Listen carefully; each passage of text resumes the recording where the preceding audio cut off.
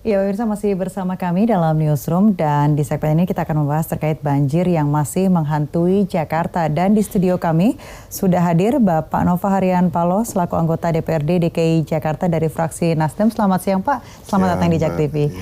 Dan juga ada Bapak Nirwono Yoga dari pengamat tata kota. Selamat siang Pak. Selamat siang Mbak. Datang di Jak TV. Dan pemirsa, ini Presiden beberapa waktu lalu ini sempat melakukan rapat koordinasi terbatas guna menanggulangi atau membahas terkait banjir yang melanda di DKI dan juga daerah sekitar ibu kota, penyangga ibu kota.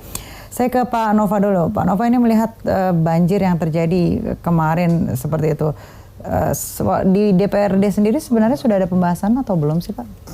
Begini ya, artinya kami dari Komisi D juga tanggal 23 Desember sudah kami adakan rapat mengenai masalah penanganan banjir itu kan dari dinas-dinas terkait itu kan. Bahkan BPBD DKI pun kita undang gitu kan. Artinya di situ juga sudah ada beberapa paparan yang mungkin mereka sudah sampaikan ke kami gitu kan mengenai masalah kesiapan menghadapi masalah banjir itu. Tapi kemarin sangat kami sayangkan bahwa yang dipaparkan tersebut tidak sesuai dengan harapan itu. Harapan yang artinya bagaimana pengendalian banjir itu dapat cepat tertanganin, ternyata beberapa kemudian ya saya lihat nih Jakarta ini hampir lumpuh total kan, gitu kan seperti itu. Hampir semua wilayah DKI Jakarta begitu. Untuk dana penanggulangan banjir sendiri ada beberapa yang kemudian dipangkas dari DPRD sendiri? Saya kira nggak ada yang dipangkas ya. Pertama ini malah istilahnya kita ini untuk anggaran pembelian lahan pun kurang lebih hampir dengan 860 miliar. Jadi kurang lebih kalau misal buat pompa dan lain-lain itu hampir dengan mencapai dengan 1 triliun lebih gitu loh. Iya. Untuk terkait pompa-pompa yang kemudian diduga tidak nyala itu seperti apa untuk pembahasannya atau penanggulangannya Pak? Nah ini kan sebenarnya kan kita harus cek lagi kan kenapa pompa itu bisa mati gitu kan. Nah ini artinya ini kita harus menginvestigasi secara menyeluruh gitu kan. Baik. Nah itu yang pentingnya nanti kita juga bisa mau panggil lagi dari Dinas SDA terkait itu mengenai pompa-pompa yang kemarin kenapa bisa mati. Terus yang lagi lebih pentingnya lagi, artinya nih mengenai kesiapan nanti menjelang yang ke depannya ini loh kan. Kan ini disampaikan oleh BMKG juga bahwa kita ini akan menghadapi cuaca ekstrim kan gitu kan. Itu yang paling penting artinya kita mau nanti istilahnya rapatkan lagi. Tapi artinya bagaimana istilahnya mungkin juga kita melihat juga bahwa kesiapan dari Pemprov sendiri untuk mengevakuasi warga, yang paling utama itu kan. Nah ketika kemarin saya ada kunjungan juga di daerah Kampung Melayu, di daerah Bukit Duri, nah artinya ini sangat istilahnya miris sekali ketika mungkin warga ini hanya menunggu di loteng sedangkan gangnya sempit, dan istilahnya kalau misal tiba-tiba dia misal mungkin air itu sangat meluap sama tinggi, nah kita bingung nih mau mengevakuasi warga seperti apa. Jangan langkah-langkah evakuasi itu harus misalnya mungkin kita percepat ya, artinya kita istilahnya mungkin kita sinkronkan dengan istilahnya dengan adanya LMK, mungkin RW, RT gitu kan. Kalau memungkinkan ke depannya mungkin, kalau misalnya menghadapi yang jangka pendek seperti ini, kita perlu juga mengadakan juga satu perahu karet yang ada disiapkan di setiap kelurahan, mungkin di RT, di RW gitu kan. Jangan misalnya menunggu dari BPBD, dari Basarnas seperti itu gitu kan. Nah artinya nih mungkin kita ini harus mempersiapkan lebih detail lagi apa-apa yang istilah mungkin perlu istilahnya mungkin dalam jangka pendek ini untuk kita bisa istilahnya jangan sampai kita hadapin seperti kemarin gitu. Baik. Baik, saya ke Pak Yoga. Pak Yoga ini menanggapi peta terkait banjir kemarin awal tahun ini memang dirasa cukup membuat warga tidak siap begitu, banyak daerah-daerah juga yang kemudian lumpuh tidak bisa beraktivitas sama sekali. Secara umum evaluasi yang kita lakukan untuk jangka pendek ya, yang jangka pendek ini menunjukkan bahwa daerah-daerah yang terdampak banjir ini menunjukkan lebih dari 80% merupakan pemukiman yang kebetulan berdekatan dengan bantaran kali. Ada yang persis sebelahan, ada yang dalam jarak radius bantaran kali. Artinya luapan air itu pasti akan menggenangi pemukiman tadi. Terus kedua yang kami temukan juga banyak pemukiman yang kebetulan tidak jauh dari bantaran kali tapi juga terdampak banjir, ternyata lebih karena faktor masih buruknya saluran drainase kota.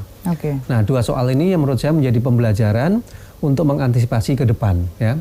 Karena kebetulan juga karena ini belum mencapai ke puncak musim hujan, kemarin banjir kiriman pun sebenarnya juga belum maksimal ya. Karena posisinya Katulampa itu masih dalam posisi siaga 2 dan 3 ya. Jadi melihat dari kondisi itu berarti ini lebih pada faktor hujan lokal dan banjirnya adalah banjir lokal. Dan kebetulan juga ditambah pada saat itu juga minggu lalu pantai utara juga belum mengalami rob ya, belum mengalami bulan purnama sehingga tidak terjadi laut pasang. Dengan demikian PR kita adalah bagaimana satu mengatasi penataan pemukiman yang berada dekat bantaran kali. Ya.